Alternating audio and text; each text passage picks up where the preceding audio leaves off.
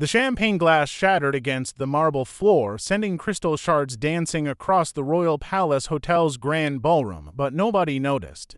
Every single person in that room of millionaires and celebrities was frozen, staring at the man sitting at the piano bench in a janitor's uniform. His fingers moved like liquid fire across the keys, creating music so beautiful that grown men were crying. The same men who had been laughing at him just minutes before. Victoria Hartwell, the oil heiress worth $2.3 billion, stood with her mouth open, her emerald necklace catching the light as her chest rose and fell with each breath. She had just made the most expensive joke of her life. "If anyone here can play this piano perfectly," she had announced to the crowd, "I'll marry them on the spot." She was expecting laughter. Maybe a few drunk guests would bang on the keys for a photo opportunity.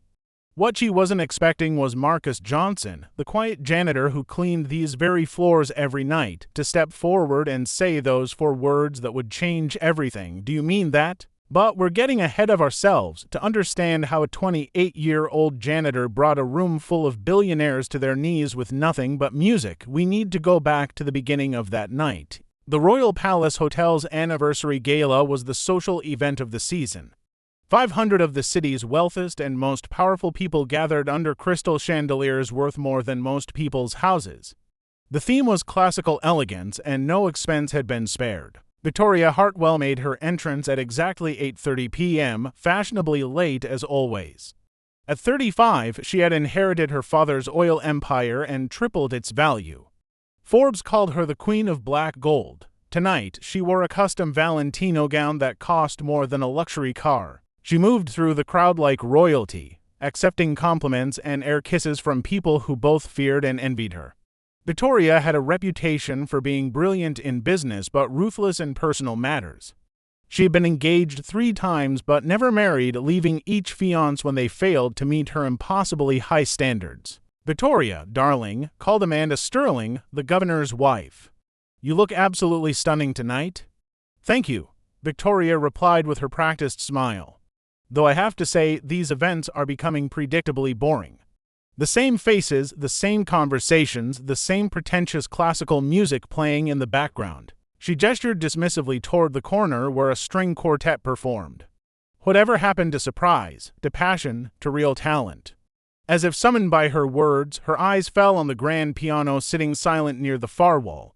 A Steinway Model D, worth over $200,000, positioned perfectly to catch the light from the chandeliers above. Meanwhile, in the service corridors behind the ballroom, Marcus Johnson pushed his cleaning cart through the narrow hallways.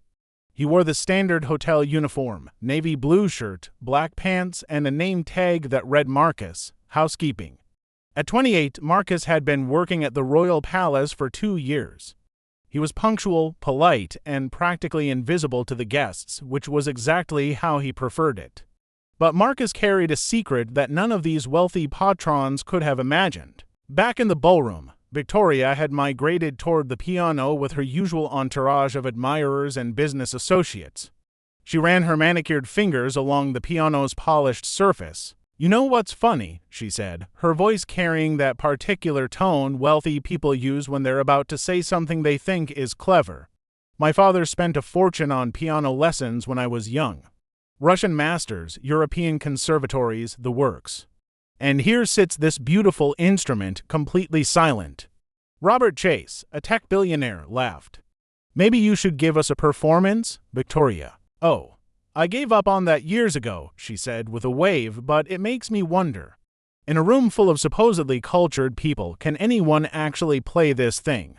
The crowd chuckled politely, a few guests exchanged glances, but no one stepped forward. Victoria's eyes gleamed with mischief. She had always loved being the center of attention, and she could feel the energy of the room focusing on her. "Tell you what," she announced, her voice rising to ensure everyone nearby could hear. "I'll make this interesting. If anyone here, and I mean anyone, can sit down at this piano and play it flawlessly with real skill, real passion, I'll marry them, tonight, right here in this ballroom." The laughter was immediate and loud. Someone called out, "Victoria, you can't be serious."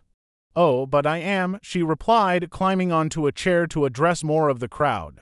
Think about it. When was the last time any of us did something truly spontaneous? When did we last take a real risk? More people gathered around, drawn by the commotion. Phone cameras started appearing, pointed in Victoria's direction. A public proposal of marriage to anyone with musical talent, she continued, warming to her theme. It's either the most romantic gesture of the century or complete madness. Maybe both. The crowd was eating it up. This was exactly the kind of outrageous behavior they expected from Victoria Hartwell. Bold, dramatic, and completely removed from reality. But it has to be perfect, she added, her tone turning more serious. Not just someone banging on keys, I'm talking about real artistry. The kind that gives you goosebumps, the kind that makes you forget where you are. And if no one can do it? Asked Jennifer Walsh, a prominent socialite. Victoria grinned. Then I keep my fortune and my freedom, and we all have a story to tell at the next boring dinner party.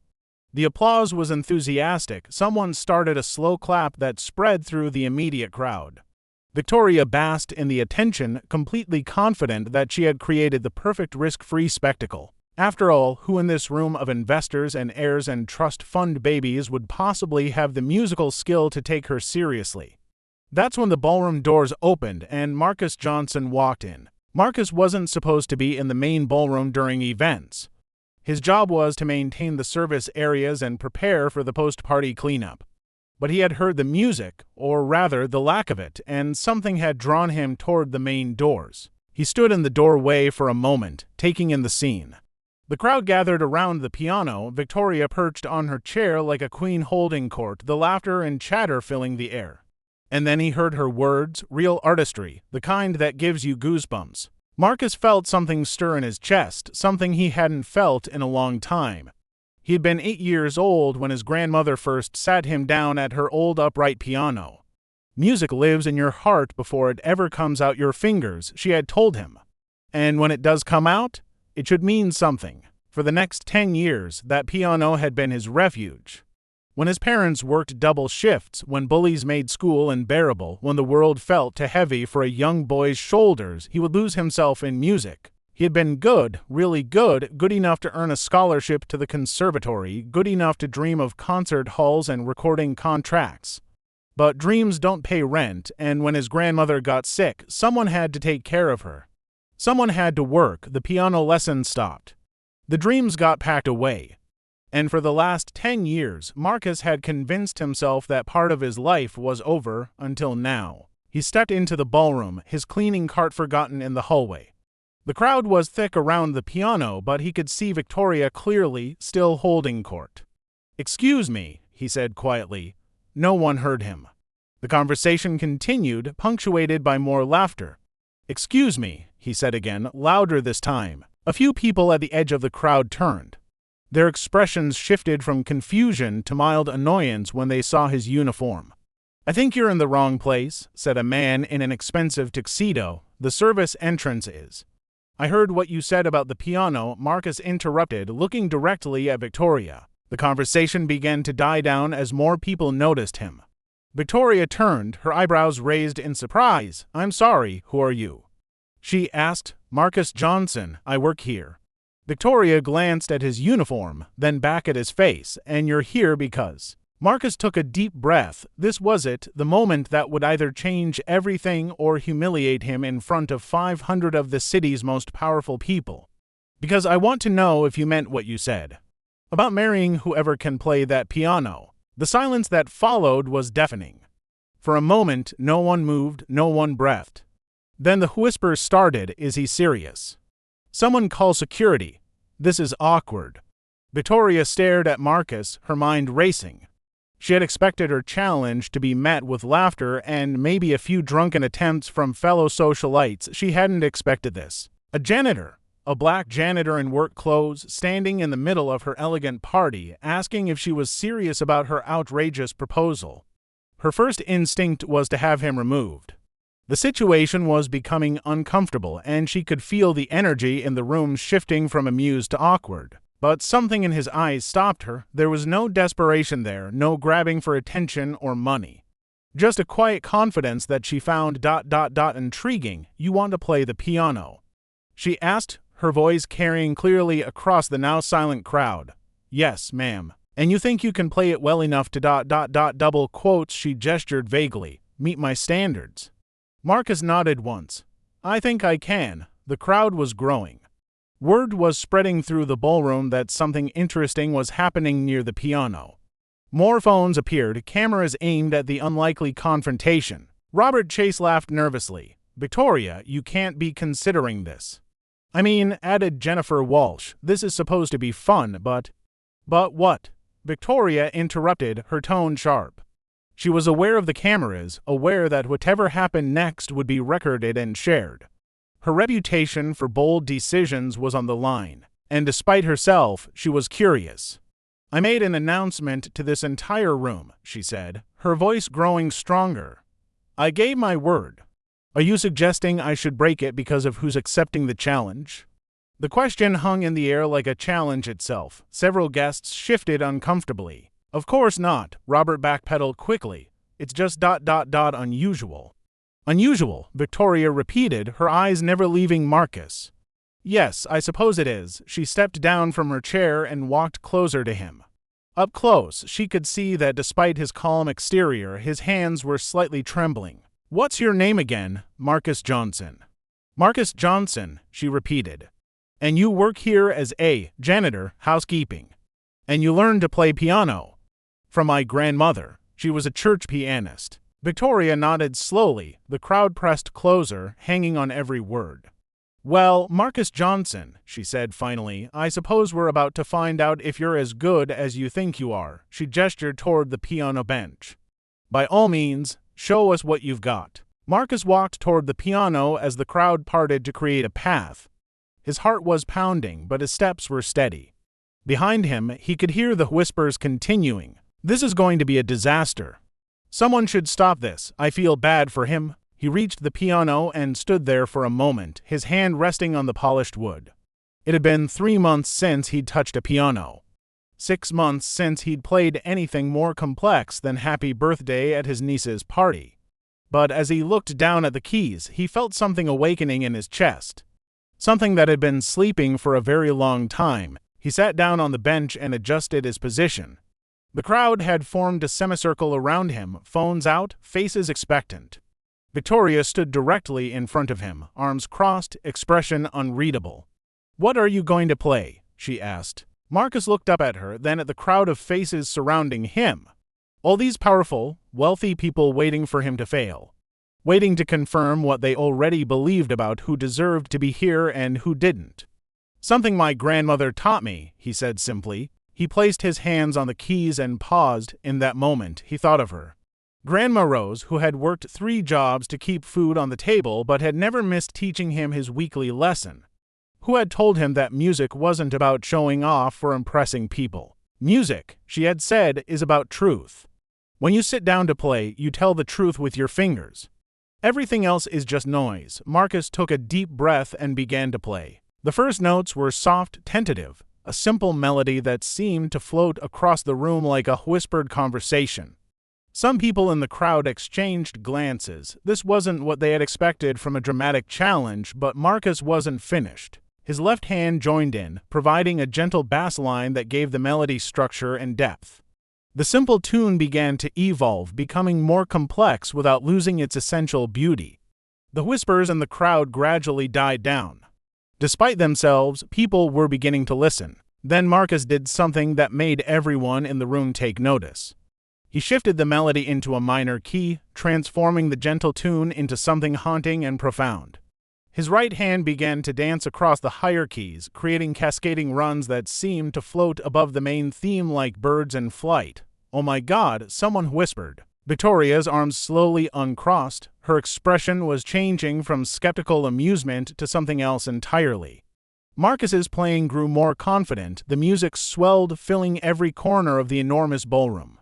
His hands moved across the keys with increasing fluidity, as if he were having a conversation with the instrument itself. The crowd had gone completely silent now. Even the servers standing at the edges of the room had stopped moving to listen. This wasn't the fumbling attempt of an amateur. This wasn't even the competent playing of someone who had taken a few lessons. This was artistry. As Marcus played, something magical happened in that ballroom.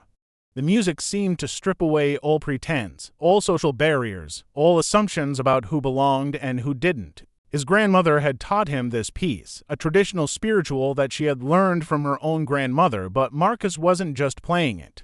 He was interpreting it, making it his own, adding layers of complexity and emotion that turned the simple melody into something transcendent. Victoria found herself stepping closer. She had heard professional pianists her entire life, had attended concerts at Carnegie Hall and Lincoln Center. But there was something different about this. This wasn't performance, this was communication. Marcus's eyes were closed now, his entire body moving with the rhythm of the music. His years of cleaning these floors, of being invisible in this very room, seemed to pour out through his fingers onto the keys. The music told a story of struggle and hope, of dreams deferred but not forgotten, of beauty existing in the most unexpected places. A woman in the crowd began to cry quietly. A man who had been checking his phone put it away and just listened. Children who had been bored by the adult party suddenly found themselves drawn to the piano. Victoria felt goosebumps rising on her arms. This was what she had asked for. Music that made you forget where you were. But she had never expected to find it here, from him. Marcus began to build toward what everyone could feel was going to be the climax of the piece. His left hand pounded out powerful chords while his right hand soared into the highest registers of the piano, creating a dialogue between earth and sky, between struggle and transcendence. The Steinway responded beautifully, its $200,000 construction finally being used for what it was meant for. The sound filled not just the ballroom but seemed to seep into the very walls of the hotel.